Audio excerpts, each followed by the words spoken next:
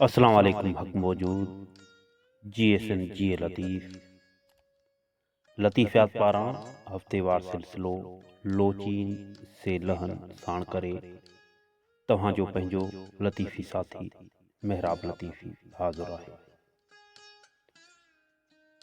सभ खां पहिरियां लोचीन से लहन लाइ ईंदासीं ईंदड़ हफ़्ते जे लफ़्ज़ ते। लोचीन से लहन में ईंदड़ हफ़्ते लाइ असांजो लफ़्ज़ आहे पांडप।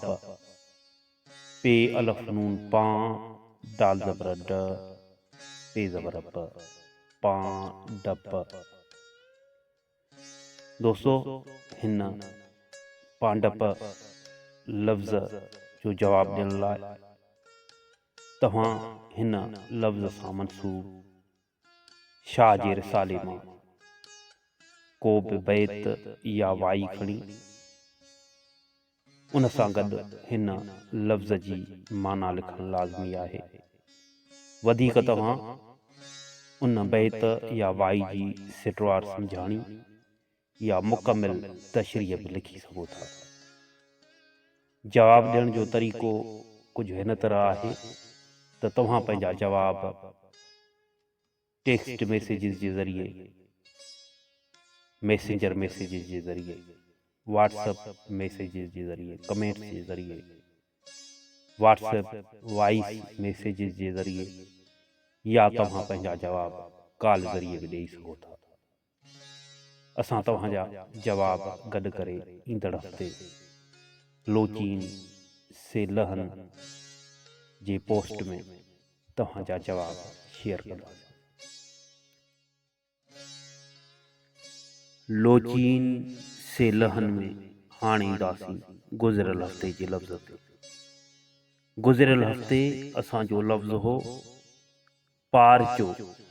पे अलफ पा रेज़े रे रे चेवाचो पारचो। दोस्तों, पारचो लफ़्ज़ जी माना आहे कपड़ो, लिबास, वॻो या खिलत या कपड़नि सां मनसूब जेके बि शयूं आहिनि उहे अची था वञनि पारचे में। पारचो लफ़्ज़ सां मनसूब सुरदेसी मां बैत पढ़ंदासीं। गॾियो धोबियनि धोए पुन्हूअ पारचो हथ में। पुन्हूअ खे कपड़ा हथनि में हुया ऐं धोबियनि सां गॾु कपड़ा पे धोताईं।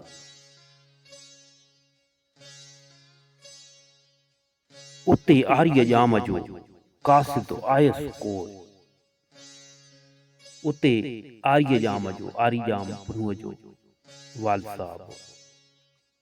उन जो को कासिद, उन जो को पांधी उते अची पहुतो ऐं पुन्हूअ खे कपड़ा धोईंदे ॾिठाई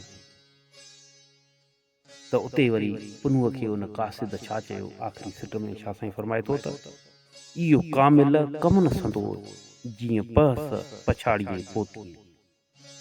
ए कामिल, ए सरदार, ए पुन्हू, इहो तव्हांजो कमु न आहे जो तूं कपड़नि खे कुटे सटे ऐं धोए पियो। इहो तुंहिंजो कमु त नाहे। जीअं त इहे सभु कम पुन्हूअ ससुईअ जे इश्क में कया हुया ऐं इश्क में सभु शइ रवा आहे। किथे पुन्हू धोबी बणिजी कपड़ा पियो धोए त किथे वरी